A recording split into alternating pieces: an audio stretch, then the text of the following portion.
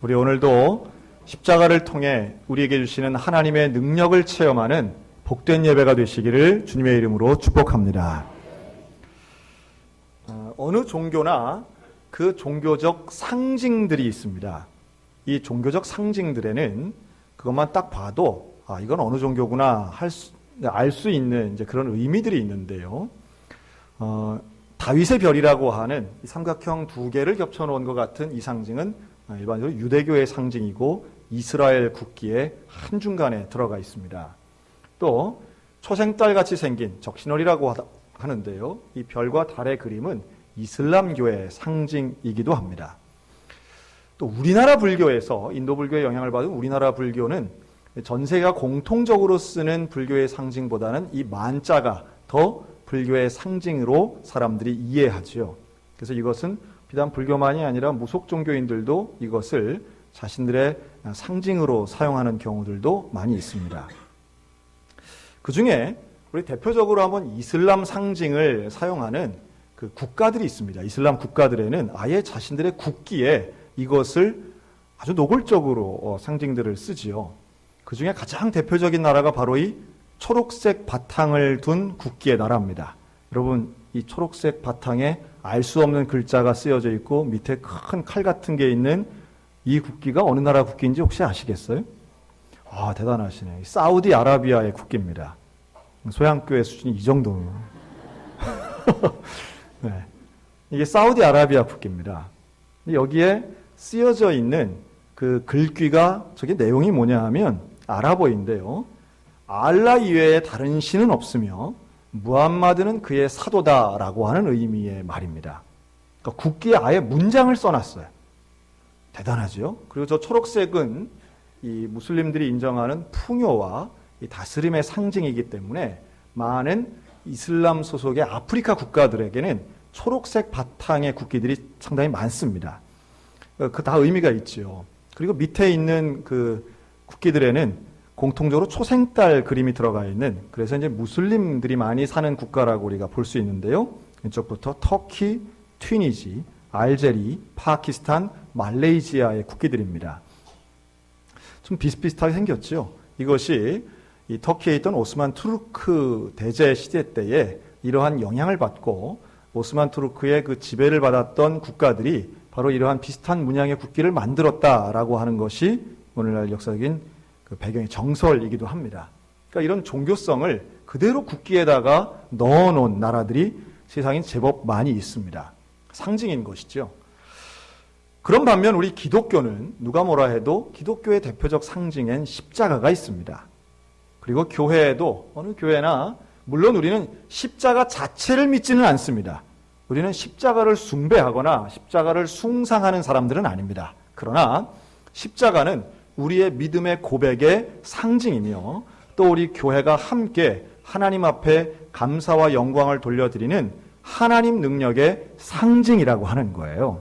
그 십자가를 보면 우리의 마음이 감격되고 십자가를 바라보면 다시 한번 나를 구원해 주신 그 예수 그리스도를 기억하게 되는 것입니다. 그러면 우리 이런 생각이 들겠죠.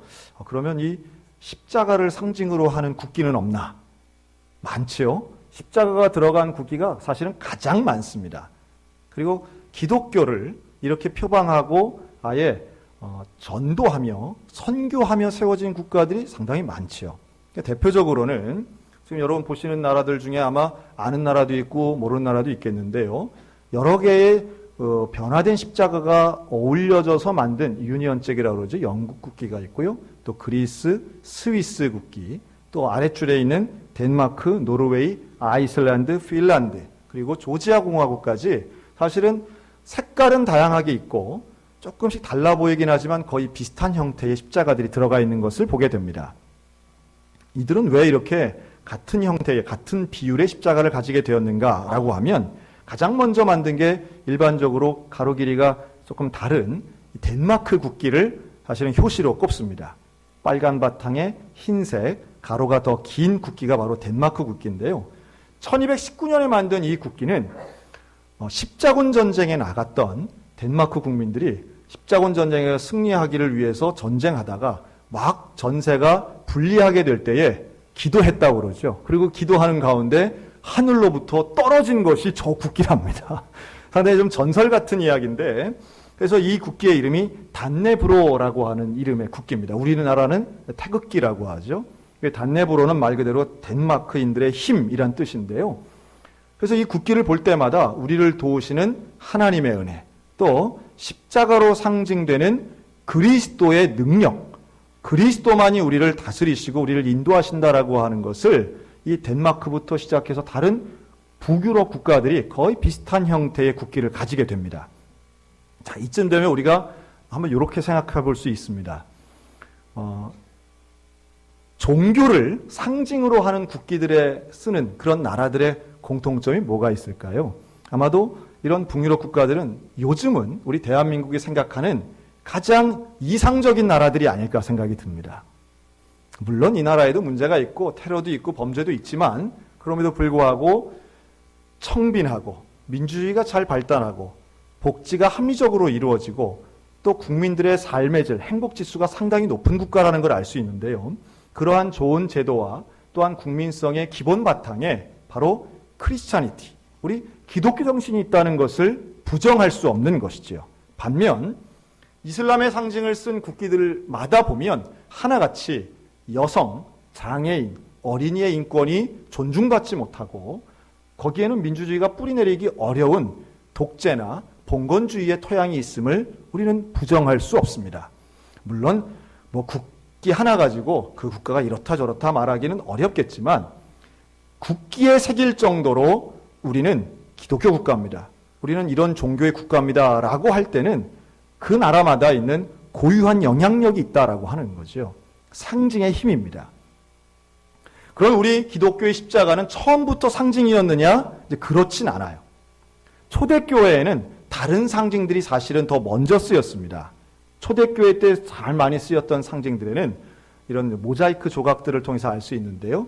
비둘기 상징, 또 물론 성찬과 세례를 상징하는 십자가 상징들도 쓰였지만 아마 제일 많이 보셨을 겁니다. 이 물고기의 형상을 한 이 상징, 이게 이름이 뭐냐 하면 한번 따라할까요? 익투스. 네, 익투스란 말을 사용합니다. 익투스는 물고기란 뜻인데요. 그럼 왜 물고기 상징을 쓰느냐? 우리 한국교회 교인들 한 20년 전까지만 해도 이거 승용차 뒤에다 많이 붙이고 다녔습니다. 요새는 이거 붙이고 다니시는 분이 거의 없는데요. 이 익투스라고 하는 것은 물고기인데 왜 물고기가 초대교회 교인들에게 상징이 되었는가 하면 익투스라고 할 때는 헬라어로 5개의 알파벳 철자가 들어갑니다.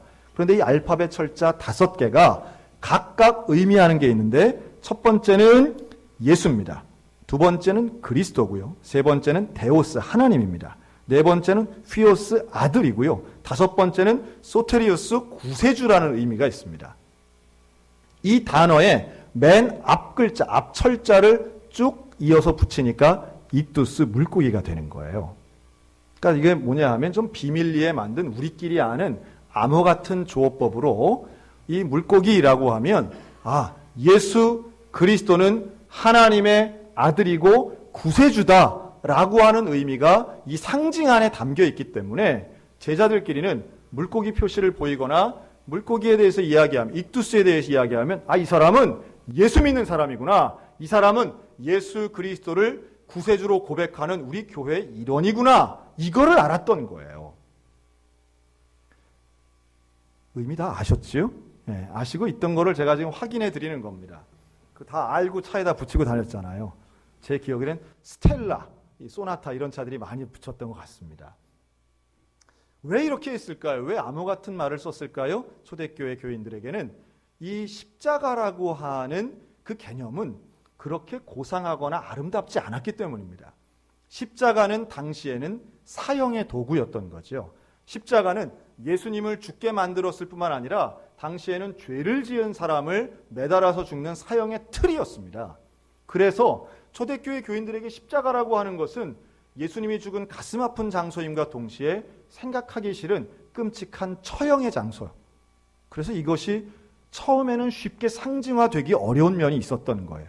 그러다가 2세기 지나고 3세기가 되면서 이제는 예수 그리스도의 죽음과 대속의 은혜를 고백하는 교회를 중심으로 십자가가 상징화되기 시작한 겁니다. 역사를 이야기하지만 사실 오늘 우리들도 마찬가지입니다. 여러분, 십자가를 바라볼 때 무엇이 생각나십니까?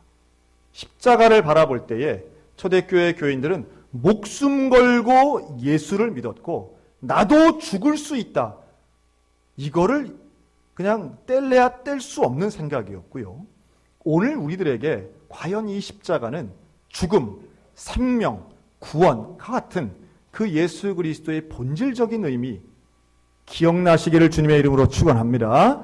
이 십자가의 의미가 우리 가운데 살아있을 때에 십자가는 상징이 아닌 의미가 되는 것이고 그 가운데에서 우리에게 참된 능력을 발휘할 수 있는 줄로 믿습니다. 그래서 처음에 사도 바울이 오늘 고린도전서에 뭐라고 하느냐 하면 이 십자가의 복음, 십자가의 도를 전하는데 증거하는데 사람들이 이걸 받지를 않는 거예요. 믿지를 않는 거예요. 그 안 믿는 상황, 고린도 교회에 있는 그 많은 유대인이나 헬라인들이 이 십자가의 복음을 받아들이지 않는 것을 이렇게 표현합니다. 십자가의 도가 멸망하는 자들에게는 미련한 것이요 구원을 받은 우리에게는 하나님의 능력이라. 야, 이게 얼마나 정확한 말씀인지 몰라요. 다른 사람들에게는, 예수를 믿지 않는 사람들에게는 십자가는 미련한 겁니다. 어떻게 저런 거를 인정할 수 있느냐? 어떻게 저런 걸 받아들일 수 있느냐? 그러나 예수 그리스도를 믿음으로 구원받은 저와 여러분에게는 이것이 가장 가치 있는 일임을 믿습니다. 십자가야말로 내 인생의 가장 놀라운 사건이고 십자가야말로 내가 살아가는 중요한 이유를 주는 거예요. 그런데 사람들이 이걸 받지 않는, 믿지 않는 그 이유를 바울은 두 가지로 설명합니다. 유대인은 표적을 구하고 헬라인은 지혜를 찾는다고 말해요. 유대인의 표적과 헬라인의 지혜가 우리에게는 십자가를 받아들이지 못하게 만드는 이유라고 오늘 본문은 설명하고 있습니다. 여러분, 유대인의 표적이 뭐고 헬라인의 지혜가 뭘까요? 유대인들에게는 하나님의 능력이 드러나기 위해서는 표적이 동반돼야 된다고 본 겁니다. 다시 말해 하나님이 우리와 함께하면 최소한 홍해가 갈라지든지 여리고성이 무너지든지 뭐가 기적이 일어나야 그게 하나님의 역사로 난 인정하겠다라고 하는 입장이에요. 우리 그런 분들 계시죠? 천국을 좀 보여다오. 그래야 믿겠다. 기적을 보여다오. 그러면 내가 믿겠다. 이런 분들 계십니다. 이게 바로 유대인이 찾는 표적과도 같은 의미예요. 반면 헬라인의 지혜라고 하는 것은 당시에 가장 높은 수준의 철학을 가지고 있었던 그리스의 문화를 의미합니다. 헬레니즘 문화죠. 이들은 소위 말해 덮어놓고 믿는 것을 인정하지 않아요. 논리적으로 설명이 되고 이해가 될 때에 받아들이겠다라고 하는 사람들입니다. 어디 가서 뭐 기적이나 바라고 뭐 초자연적인 현상을 바라는 것은 무식한 사람들이나 하는 일이지, 우리 같은 지식인들은 정확히 보고 한번 읽어보고 따져보고 공부해보고 그리고 그것이 올바르면 내가 받아들이겠다라고 생각하는 거예요. 내가 전에 몰랐던 것을 깨우쳐 주든지 내가 미처 모르고 있던 것을 알게 해주는 그런 탁월함의 지혜가 있다면 나는 예수를 믿겠다라는 입장이라는 거예요. 놀랍게도 교회 안에 그런 분들 많습니다. 어떤 분이 있냐면 성경을 한번 연구해 보겠다 이런 분들이 있어요. 사람들이 많이 읽는다니까 얼마나 수준이 있는지 그러면서 뭘 자랑하는지 아세요? 나는 불경도 통달했고 성경도 통달했고 코란도 통달했다 뭐 이런 분들이 있습니다. 전 그런 분들 보면은 존경하기 이전에 저게 맞는 얘기가 될까? 난 지금 평생 성경 하나 보기도 힘든데 어떻게 저걸 다 통달했다고 얘기할 수 있지? 방송 나와서 하시는 분들 그런 분들 많잖아요. 저게 과연 통달되나 하는 생각도 있지만 저걸 통달한다고 해서 과연 진리에 다다를 수 있는가라는 질문이에요. 지금 사도 바울이 얘기하는 건 그겁니다. 헬라인이 말하는 그 지혜, 그 지혜를 가지고 과연 십자가의 도에 다다를 수 있는가? 바울은 그렇지 않다고 얘기하는 거예요. 한국 교회에 아주 지난 10년 동안 신선한 충격을 주었던 한 인물이 있습니다. 그분은 한국 사회를 대표했던 지식인 중에 한 분이죠. 대한민국 초대 문화부 장관을 했던 이어령 박사가 있습니다.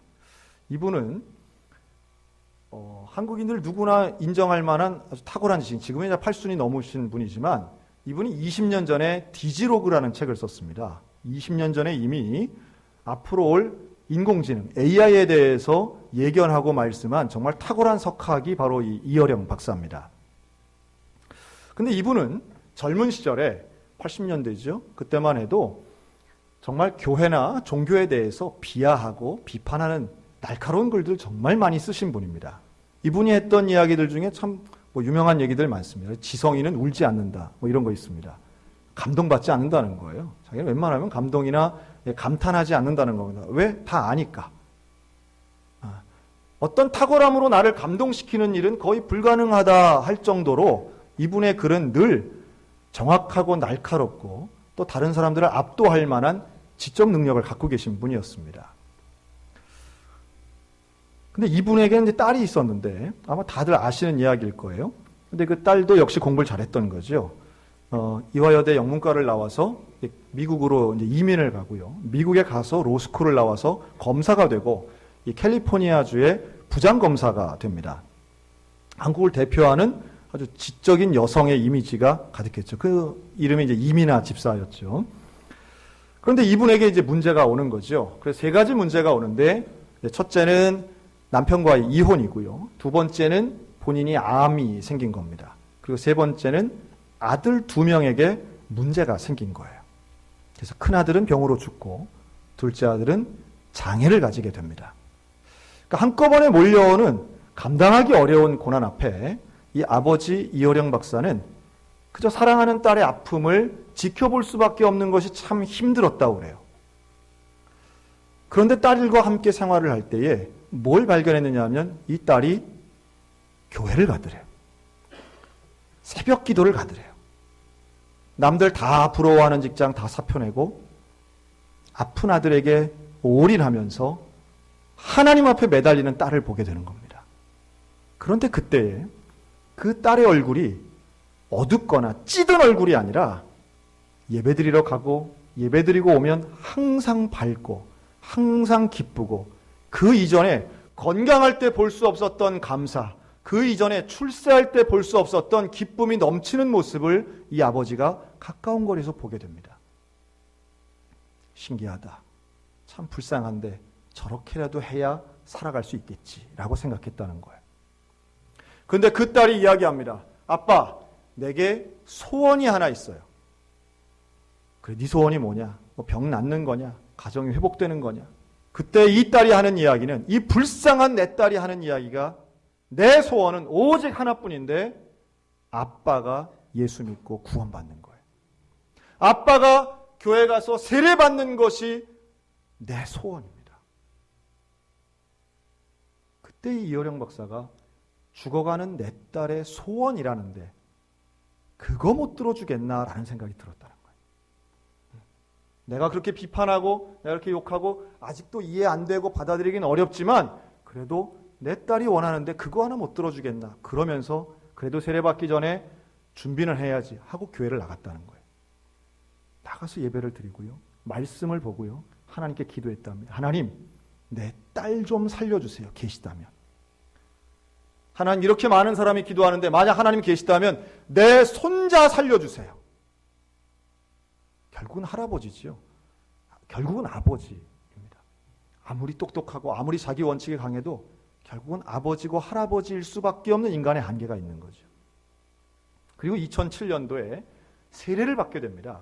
이 세례받는 장면이 정말 많은 한국교회 지도자들에게 관심의 대상이었습니다. 많은 사람이 모였던 그 큰 체육관에서 세례를 받는데요. 그 세례받는 자리에서 눈물을 쏟습니다. 이분이. 1년 후에 간증을 할 때에 뭐라고 간증했냐 하면 그날 내 눈에서 내린 눈물은 지성으로는 설명할 수 없는 눈물이었습니다. 내 마음에서 솟아나던 그 눈물은 지성을 초월한 눈물이었기 때문에 나는 영성을 인정하지 않을 수 없습니다. 나는 예수님을 믿습니다. 나는 예수님이 나의 죄를 담당해서 십자가에 돌아가신 사실을 믿습니다. 이해하는 것이 아니라 믿습니다. 아는 것이 아니라 믿습니다. 이렇게 고백하는 그 간증의 진위를 의심하던 사람들이 있었습니다. 일시적인 거야. 늙으니까 약해져서 저런 거야. 오히려 비슷한 지성인들 중에는 이어령 교수의 그런 모습에 대해서 오히려 비난하는 분들도 적지 않게 있었습니다. 교회는 이것을 반가워하고 기적의 간증으로 인정했지만 그렇지 않은 이분의 친구나 동료분들은 하나같이 변했구만, 약해졌구만, 늙으니까 할 수 없구만, 이런 조롱에 시달렸다는 거예요. 그런데 예수 그리스도를 믿고 십자가 복음, 그 하나님의 능력에 대해 확실하게 된 증명한 사건은 무엇인가 하면 이분이 세례받은 이후에 그렇게 간절히 기도하던 딸의 치유가 아닌 딸의 죽음 앞에 예수 그리스도를 구주로 고백한 사건인 줄로 믿습니다. 여러분, 십자가는, 복음은 내가 복받으려고 믿는 게 아닌 겁니다. 십자가의 능력은, 세상의 종교는요, 내가 잘되고 내가 출세하고 내 문제 해결하려고 믿는다면, 기독교는, 십자가의 능력은, 하나님의 은혜는 나를 위해 대속해 주신 그 하나님을 위해서 사는 것이 십자가의 능력임을 믿으시기 바랍니다. 그래서 고난의 길을 그래서 가는 거예요. 여러분, 십자가는 죽음이고 고난입니다. 그런데 이 십자가가 나와 무슨 관계가 있느냐가 복음의 핵심인 거예요. 2000년 전 죽은 30살, 33세의 청년 예수가 죽은 그 십자가와 내가 무슨 관계가 있는가?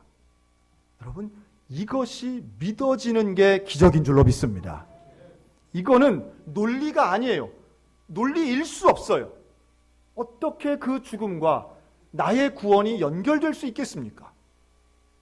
이거를 아무리 연구하고 이해하려 해도 그건 이해되는 것이 아닙니다. 이것은 믿음으로밖에는 설명이 안 되는 일인 줄로 믿습니다. 그리고 그 믿음 안에 온전한 생명의 신비가 있고 그 믿음 안에 구원의 능력이 있으며 나를 향하신 하나님의 은혜가 바로 그 믿음 가운데에서 이루어지는 거예요. 오늘 이 자리에 앉아 계신 분들 중에 이게 안 믿어지시는 분들 저는 있다고 믿습니다. 있을 거라고 봐요. 이게 안 믿어지면요, 우리의 신앙은 기복적 신앙에서 나가지를 못합니다. 이게 안 믿어지면 이 십자가의 복음, 십자가와 나와의 관계가 정립되지 않으면 우리는 맨날 내 문제 해결해 주세요, 내게 복을 주세요, 이거 주세요, 이 수준에서 한 발짝을 나가질 못해요. 그런데 십자가에 달리신 그 예수님과 나와의 관계가 믿음으로 연결되면 이것이 우리 삶의 목적이요 능력이 되는 줄로 믿습니다. 그래서 사도 바울은 이렇게 고백해요. 내가 복음을 부끄러워하지 아니하노니 복음은 모든 믿는 자에게 구원을 주시는 하나님의 뭐가 돼요? 능력이 됩니다.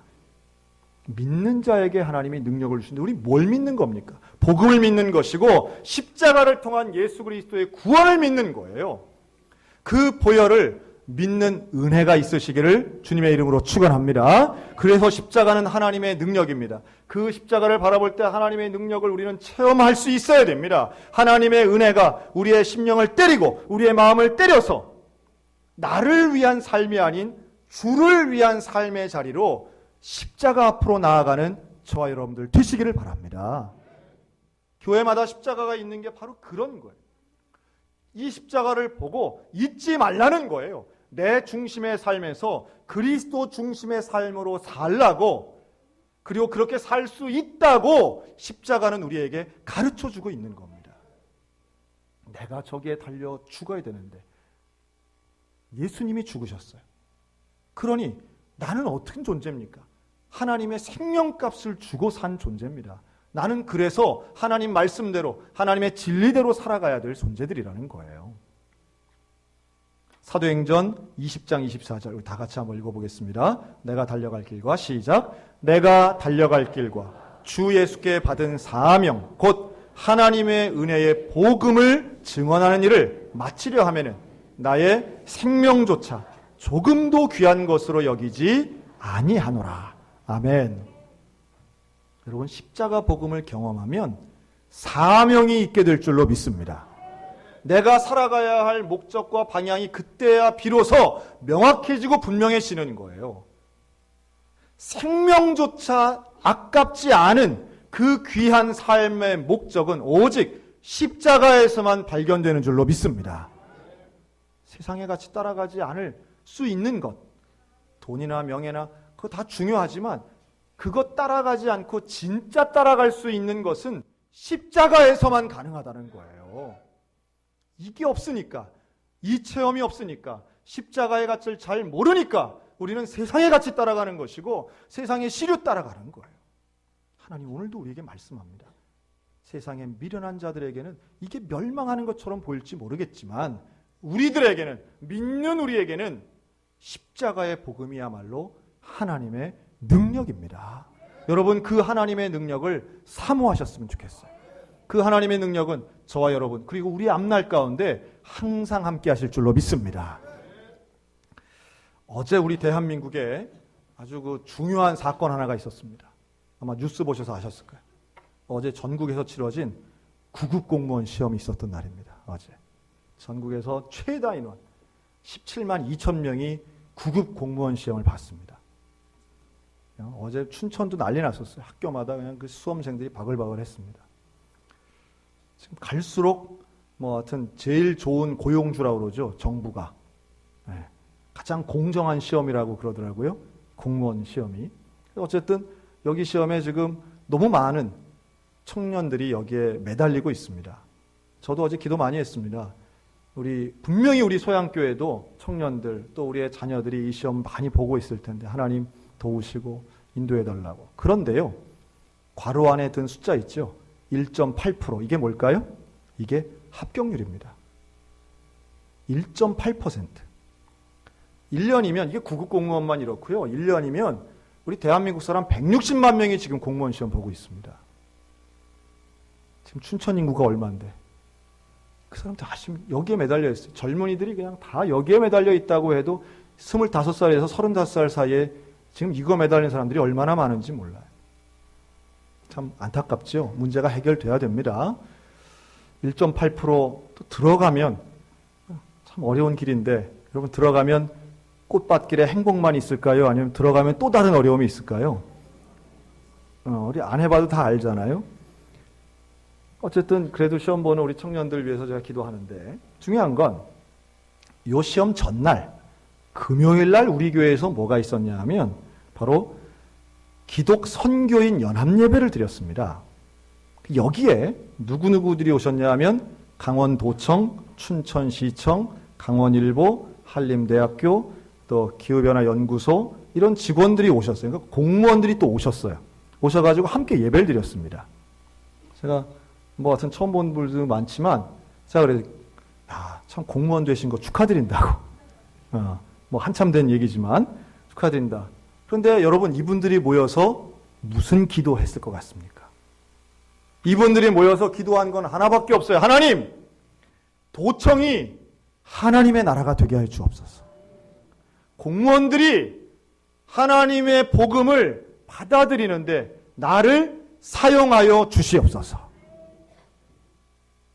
조금 뭐가 다르냐라고 하면 제가 무슨 특정한 공직이나 이걸 비하하는 의미는 전혀 없습니다. 여러분 우리가 생각할 때 공무원 되려고 이렇게 많은 사람들이 가는 거는 절차가 공정하고 고용이 안정되고 사람들 인식이 좋기 때문에 많이들 달려드는 거 아니겠습니까? 그런데 실제로 예수 믿는 공무원 분들의 생각은요. 자신의 안정감 있는 직장에는 감사하지만 그보다 더 중요한 가치, 즉 복음을 전하고 하나님의 나라가 임하고 십자가의 도가 전달되지 않는 것에 대해 안타까워하더라고요.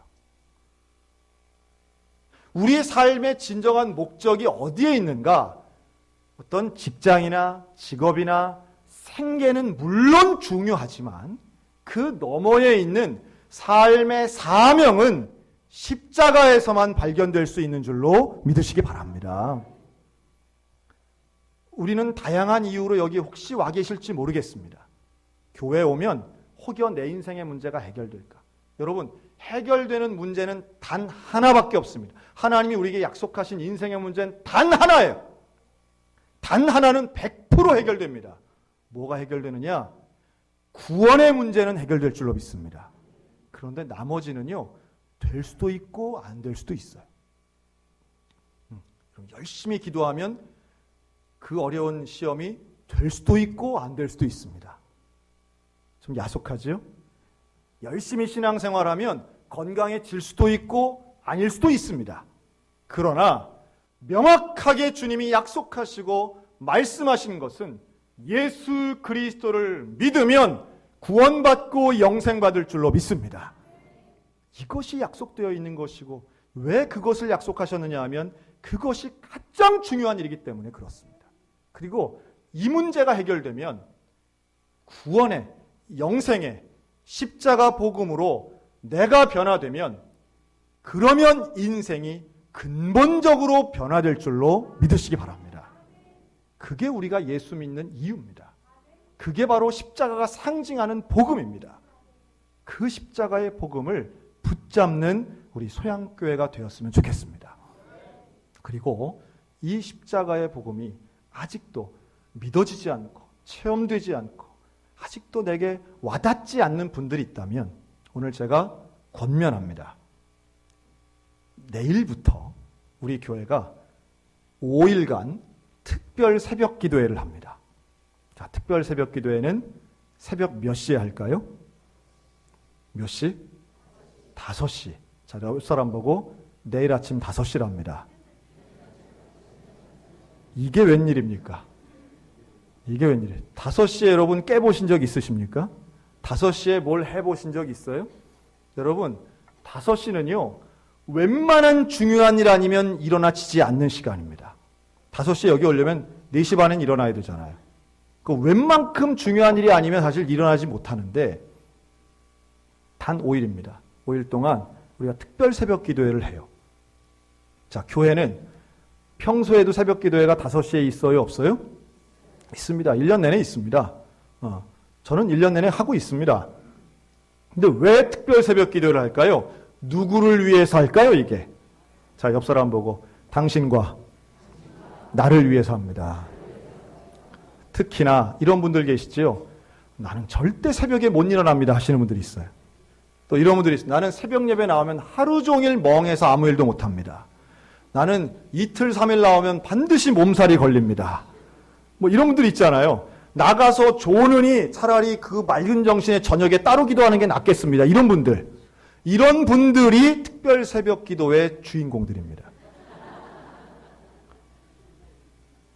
1년 내내 가야 자발적으로 단 한 번도 새벽 기도 나오지 않는 바로 그분들. 누구예요? 그게 바로. 그게 나잖아요. 온갖 변명을 다 대는 특히나 만 40세 이상 남성들. 여기 아주 딱 있어요. 특히 남자분들이 더 그래요.